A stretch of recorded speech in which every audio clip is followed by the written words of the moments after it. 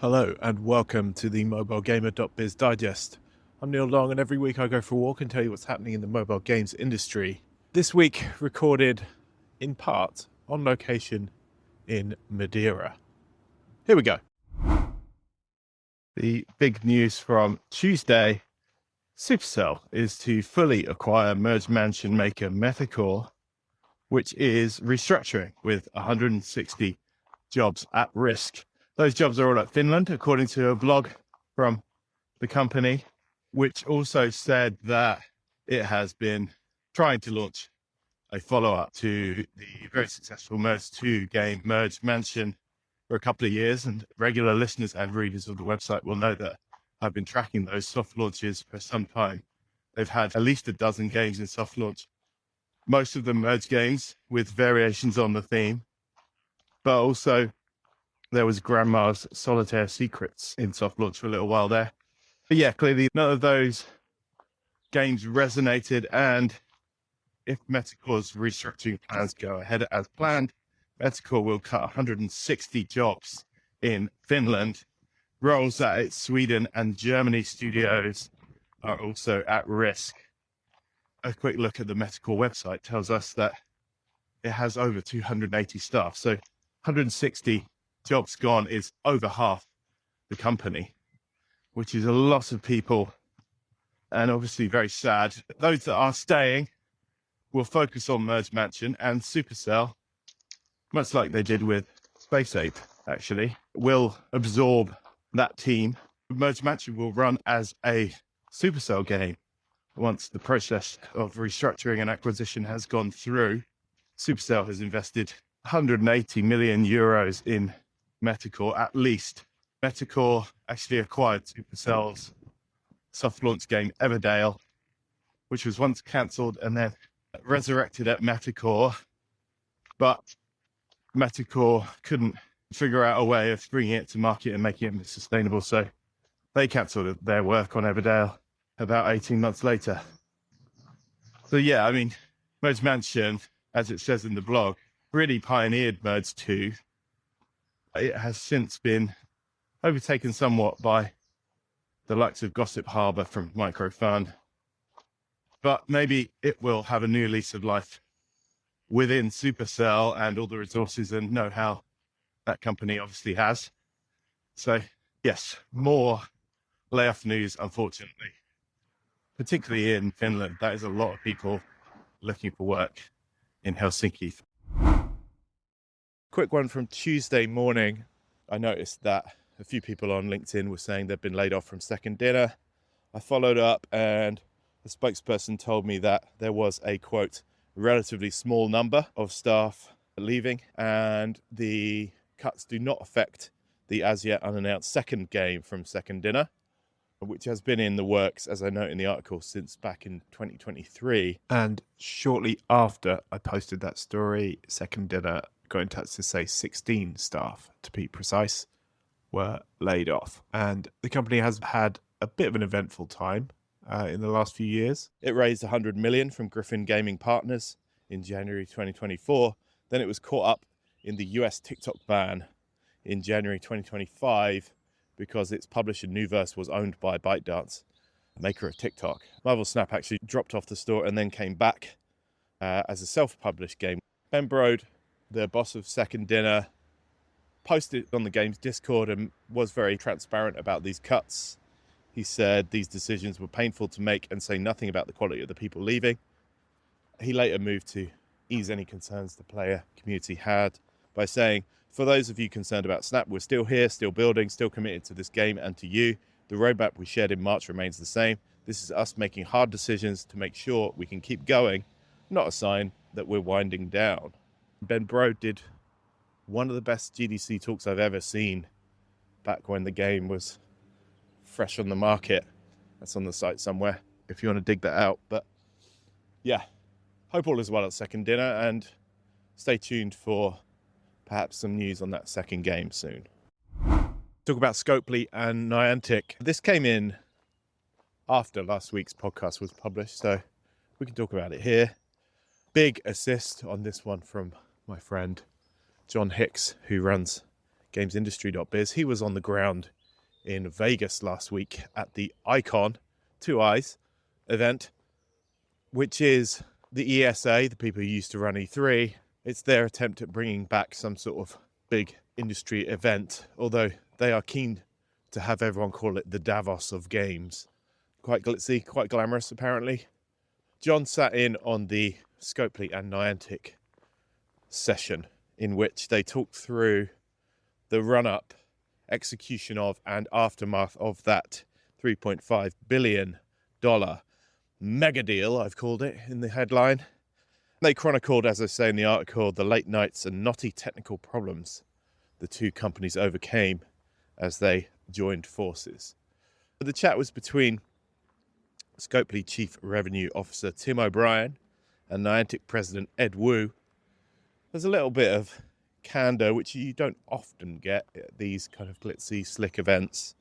O'Brien did say there are times when deals don't go well, but the Niantic one has gone exceptionally well. Niantic's portfolio, double-digit year-over-year growth. He also noted a little bit of trepidation among the partners. Previously, Niantic obviously worked quite closely with the Pokemon company, Nintendo and Capcom for those games. Although, of course, Scopely works with lots of partners too. There's some natural trepidation in the meeting of those two sets of stakeholders, I guess you would say. Brian did reference some getting to know you time. He says the partnership with the IP partners couldn't be stronger now, but also noted there was some concern as we came in. You have to be careful, particularly with Pokemon Go, big passionate fan base. You got to be very, very careful about keeping that fan base happy, because as in a lot of online community culture, the tide can turn on you quite quickly. So yeah, good that O'Brien noted that. There's also talk about the immense amounts of time the two executive suites spent together, Niantic and Scopely, even during the LA wildfires of January 2025.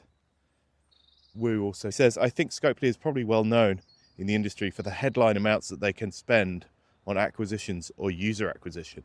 The implication being that, maybe Scopely is seen as a group of wealthy financiers more than game makers and creatives.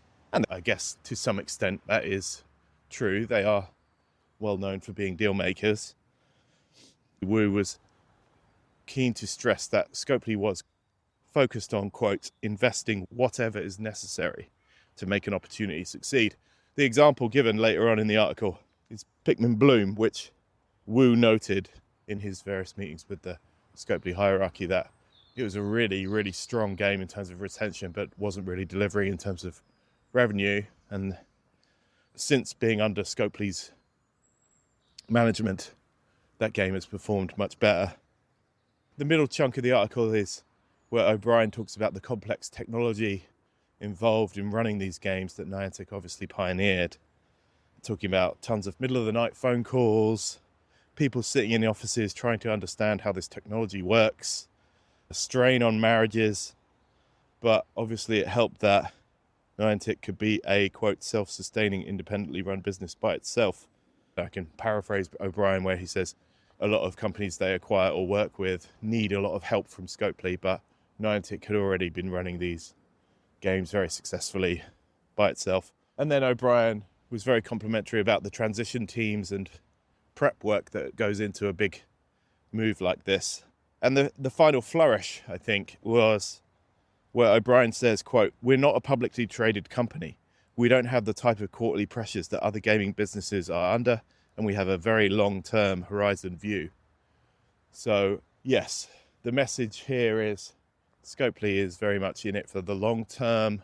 It has a lot of money to invest in things it thinks can grow. A lot more detail and nuance in the article, of course, which is on the site. The headline is Scopely and Niantic on getting that seismic $3.5 billion mega deal over the line. Have a look. Tell me what you think. Xsolla connects developers with the resources they need to build, fund, launch, and monetize their mobile games globally. With Xsolla Webshop, sell virtual items, in-game currency, subscriptions, and custom offers directly to players while driving up to 5 times the revenue growth. With the industry's #1 web shop solution, Xsolla provides the tools for developers to focus on what's most important: creating great games. Visit Xsolla.com to learn more. That's XSOLLA.com. It's the start of the month, so it is time for your regular monthly dose of App Magic estimates. For the previous month, April's top mobile game downloads included Minecraft, interestingly enough, at 25.5 million installs for Minecraft in the month of April, according to App Magic. Digging into those estimates a little further, it seems that there was some sort of free trial on Google Play in April, which led to that huge spike. Obviously, Minecraft is typically a premium game, which pulls in about 4 to 6 million downloads per month. Leapt up to 25.5 million in April. I've asked Microsoft what the deal is with that free trial, but don't hold your breath for a response. All that bumps the typical chart topper Block Blast down into second, Free Fire into third. The other big story in the top 10 in terms of downloads, Arrows and Arrows Go from Miniclip and Learnings respectively. Both of these sort of hyper casual looking puzzle type titles. Big surge in downloads in April for both games. Arrows rose up the charts 46 places. Arrows Go from Learnings up 336 places, which I think just means that it had only just launched in March and April was its first full month on the market. India, biggest market by far for both those games, about quarter of the downloads in April for both those games were from players in India. Another notable one, Royal Kingdom, sudden surge into the top 10, up 20 spots month on month. 12.1 million downloads is his best month of downloads yet. Plenty more data and observations in the analysis on the site. And in the top grossing charts, a fairly static top 10. 4 games earning over 100 million. Honor of Kings, Last War Survival, Whiteout Survival and Royal Match. PUBG Mobile took a little bit of a dive, down 3 spots, under 100 million for that game for the first time in a couple of months. Outside of the top 10 is where the action is though. Delta Force doing really well, another quietly lucrative month, up 4 places and back over 50 million in earnings per month from in-app purchases. Honkai Star Rail, very spiky game, has seen a slightly more steady increase in revenue in the last few months. It earned just $6 million in January, but it has basically grown every month since then and is now up to $37 million-ish for April. Konami's eFootball, another low-key success. Its earnings has been growing pretty steadily since 2022 with some peaks and troughs, but 36 million earned in April, close to its biggest ever month, which was 40 million back in July 2025. Toon Blast, another one that's doing really well. Big growth spurt for that game in late 2023. It's back earning about 30 million a month. Pokemon Go dropped out the top 20 once again, under 30 million for that one, down 9 places month on month. And players in Japan are spending big money on Monster Strike, a top grossing chart veteran, and a newer game, Bandai Namco's BSD Gundam G Generation Eternal, which, as well as having a clunky name, has a really appalling app icon. Get the full story, as ever, on the site in the article. In this week's Data Digest, EA Mobile revenue down 5% year on year. This is probably one of the last times EA is going to report its financial results, and it does split out its earnings between console, PC and mobile. So I found this interesting. Earnings from mobile were down year on year by 5%, dropping from $287 million a year ago to $272 million for the 3 months ended March 31st. Roblox shares were down 18% after it cut its bookings forecast. These were down to new child safety features, which may well negatively impact growth. Stillfront's Q1 revenue was down 13.6%, 144 million earned in Q1 for Stillfront's studios. That includes franchises including the Big series, Empire, Supremacy, Albion. There's also BitLife, Jawaka in there as well. MTG, owner of lots of studios, including Plarium, Hutch, and others, also reported their Q1, 64 million in EBITDA profits. It's also continuing to push through an IPO for its Play Simple division in India. Krafton's quarterly sales were $931 million. Mobile accounted for over half of the South Korean publisher's revenue in Q1. Most of that is PUBG and PUBG India. Mindtail Games, 2 million in pre-seed funding. Another Istanbul-based studio getting some funding. Misplay has acquired fellow rewarded advertising platform MyChips, which is owned by MAF. The ad tech industry continues to reveal companies I have never heard of and yet appear to be quite big and important. Then there's figures from Sensor Tower on mobile game revenue in March. Sensor Tower data was published by the Games Business. March's revenue for the mobile category up 2% on February's total, down 1% year on year, so basically flat. Last War Survivor topped the monthly revenue chart again, $128.3 million in March. Honor of Kings, $116.3 million in March. So quite a big difference between the Sensor Tower numbers and the Magic numbers. More granular data in the article on the site. Have a look.